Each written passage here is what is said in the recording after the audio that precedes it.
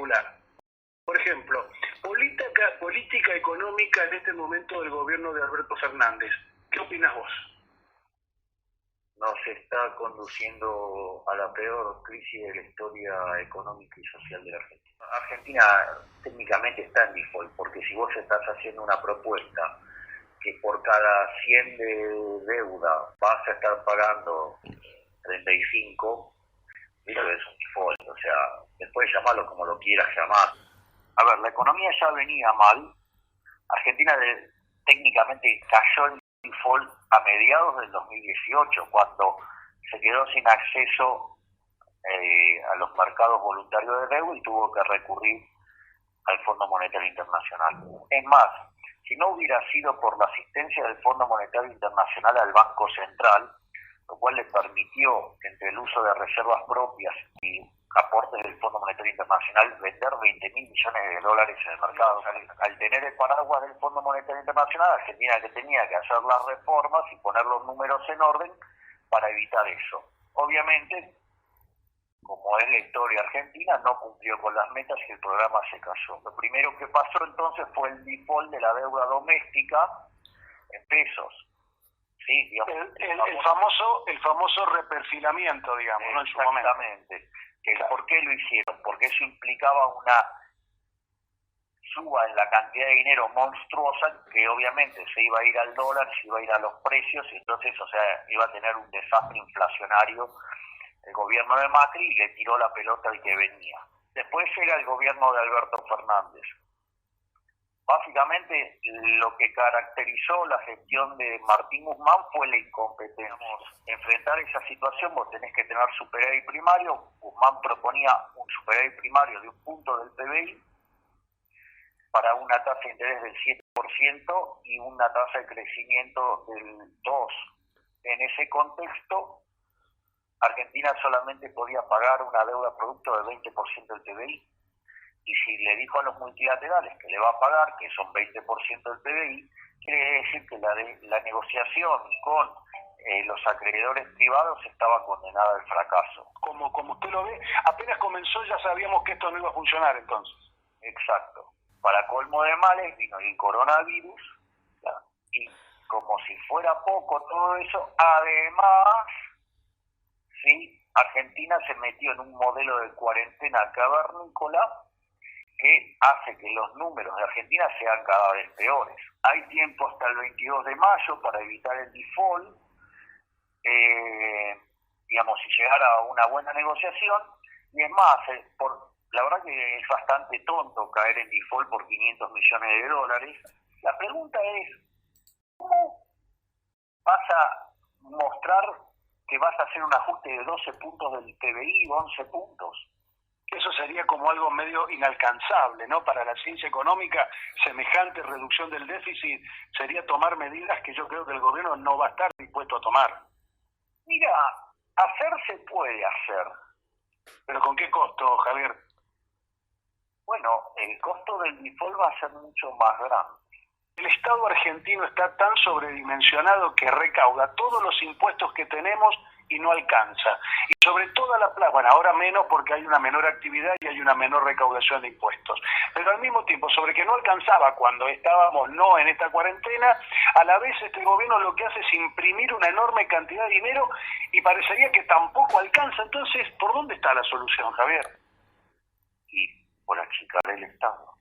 ¿Y quién le pone el cascabel al gato? Bueno, ese es el problema de la Argentina.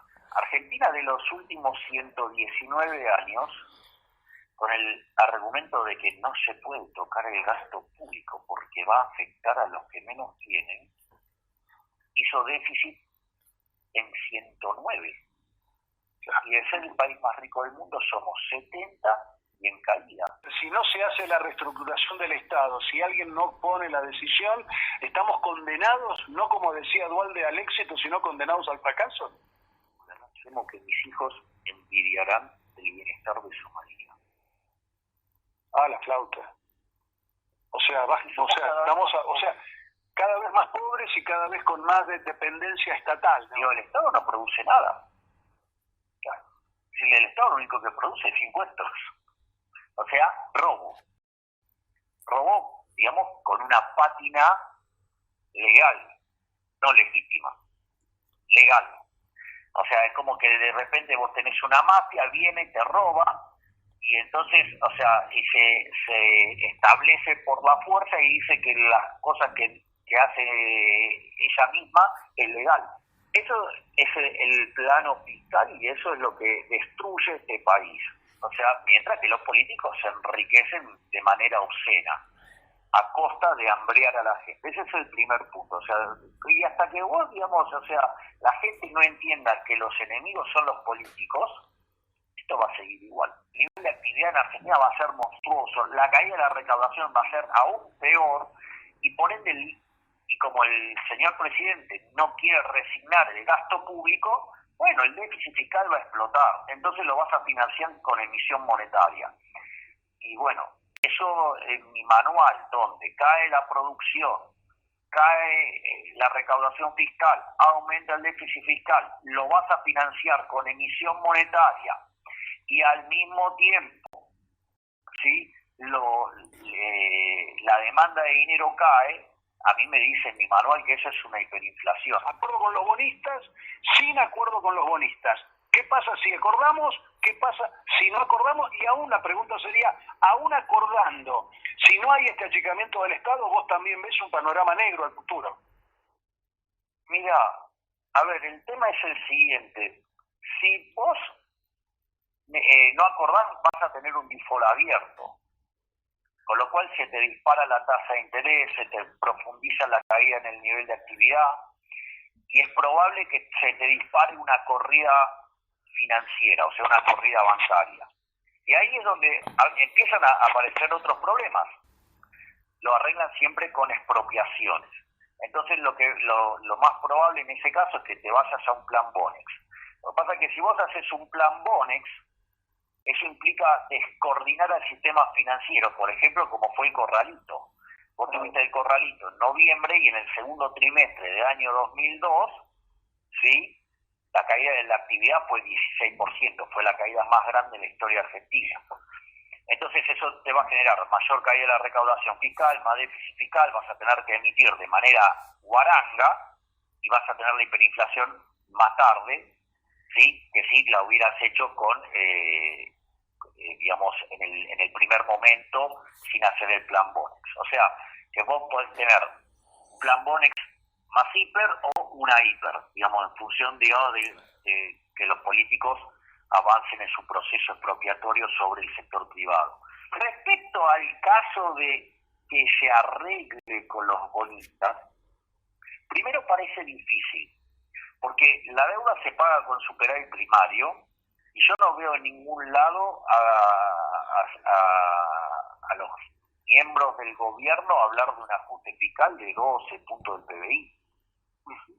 Yo no los escuché. Quizás, o sea, ando mal y no estoy perceptivo sobre las noticias de que dicen que van a ajustar el gasto público.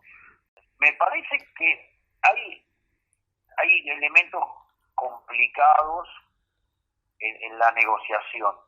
Los costos de litigar, después de lo que fue el anterior default de Argentina, el del 2002, la realidad es que en ese contexto vos litigaste y demandó una determinada cantidad de años. ¿Qué es lo que pasa? Como ya hay jurisprudencia sobre el tema, hoy un fallo en Nueva York puede llegar a conseguirlo en 2 años. La realidad es, vos si litigás hoy, ¿sí?, suponete que se declara el default el 22 de mayo, o te dan la propuesta. El tema es que si vos litigás a partir del 22 de mayo, por decir algo, vos podés estar cobrando el 100% de los títulos, más intereses sobre los no pagos, más los punitorios. Bueno, y la solución entonces es esa reestructuración del Estado, que Javier tampoco la ves que la vayan a hacer. ¿No? Porque, mira, con mi colega Diego Giacomini, nosotros en un libro que se llama Libertad, Libertad, Libertad, lo publicamos el año pasado. Y gracias a Dios se vendió muy bien porque fue el segundo libro más vendido de la Argentina. El primero, bueno, fue el de la señora Cristina nosotros proponemos con Giacomini implica ir sobre el problema verdadero de Argentina, que son los políticos. Y como ellos tienen el monopolio de la violencia, entonces el problema radica en que ellos nos van a hacer una reforma en contra de sus intereses. Tu panorama es muy negro, de negro a oscuro, digamos, entre las dos opciones, de una caída brutal a una caída casi brutal con acuerdo y todo, siempre y cuando el Estado argentino no tome la decisión de reestructurar todo su Estado, digamos, toda la estructura general, cosa que también vos lo ves realmente muy complejo. No están dados los incentivos para que los políticos hagan eso. Cierro con esto. ¿Ves si no hay un acuerdo de este tipo que Argentina vuelva? Porque hoy tenemos, digamos, dos monedas, ¿no? Una que no quiere nadie, que la usamos para el consumo y que la gente, a pesar de todo, sale desesperada porque no tiene trabajo y está tratando de salvarse recibiendo a aquel que está en la informalidad los 10.000 pesos o ayudando a las clases menores con esa plata que se desvaloriza todos los días, más allá del número que el INDEC acaba de decir con una cosa increíble, que la inflación fue del 1,5%, cuando tenés el 90% de las actividades sin movimiento, y obviamente eso no es la realidad y no refleja lo que debe ser, pero la gente se quiere escapar y los pocos pesos que tiene lo quiere convertir en dólares. Y al mismo tiempo... Dame un segundo, porque está bueno el punto que estás levantando.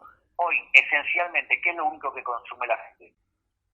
Alimentos, harina, polenta, arroz... Alimentos subió 3,2. En el año sobre año está el 55%. Perdóname, Javi, yo no sé dónde vos vivís, pero 3,2 porque mezclamos todos, ¿viste? Porque tal cual. Bueno, porque no. Pero por eso te lo digo. O sea, es mucho más que eso. Bueno, es lo que te estoy diciendo. Pero aún así, lo que digo es adentro del índice, alimentos lo que subió decís. 3,2. Y en eso hay también precios que están controlados, que vos sabés que no encontrás esos bienes.